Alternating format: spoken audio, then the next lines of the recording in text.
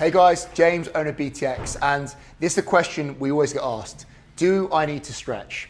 Right, so there's two schools of thoughts. People who love to static stretch before they train, and the other one is reduce maximal force output before you train, and therefore to be avoided before you train.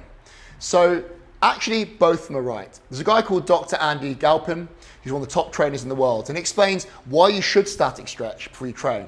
So, correct. First of all, it will reduce maximal force output. So if you stretch your pecs before you bench press, it will actually reduce the amount you bench press, which isn't wanted if you're trying to maintain muscle and build muscle, which I'm sure most of you guys who are watching this video are trying to do. But it is a very useful tool to static stretch. Just to explain.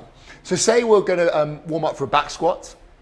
If your calves and ankles are tight and your hip flexors are tight, if you static stretch those muscles, you will be able to get into a better position with better stability and balance, therefore you'll lift more weight. Simple, more weight, more muscle, more maintenance of muscle when you diet. But do not stretch the muscles you're about to use. So try to avoid stretching your quads, try to avoid stretching your glutes. Again, when you bench press, maybe stretch muscle tight or stretch some of the muscles in your upper back, and shoulder girdle to make sure you're getting a better position while you bench press, but don't actually stretch your pecs. So, gone through performance, what are the health benefits of stretching?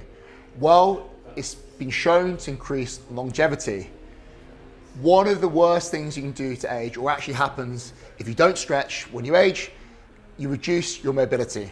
So as you get older, muscles get tighter, your posture gets worse, you can't walk, you're less mobile. So increasing your range of mobility as you age or stopping age-related decreased mobility is going to improve your longevity, and also has been shown to increase cognitive performance as well, stretching. Okay?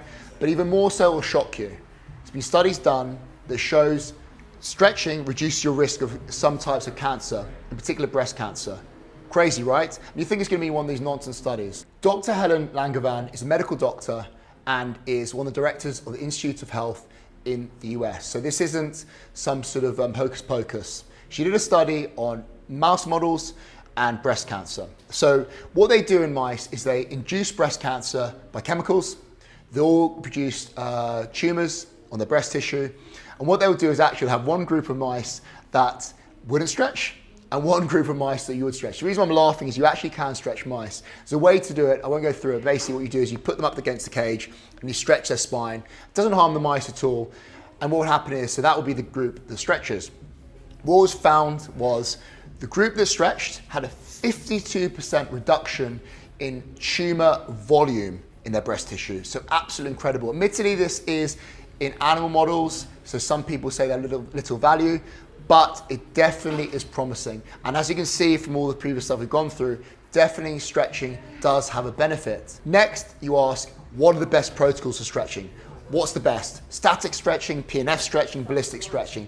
The list goes on. Luckily, again, we have an answer for you. Right, so a study done by Brady et al., and he had a group of people that were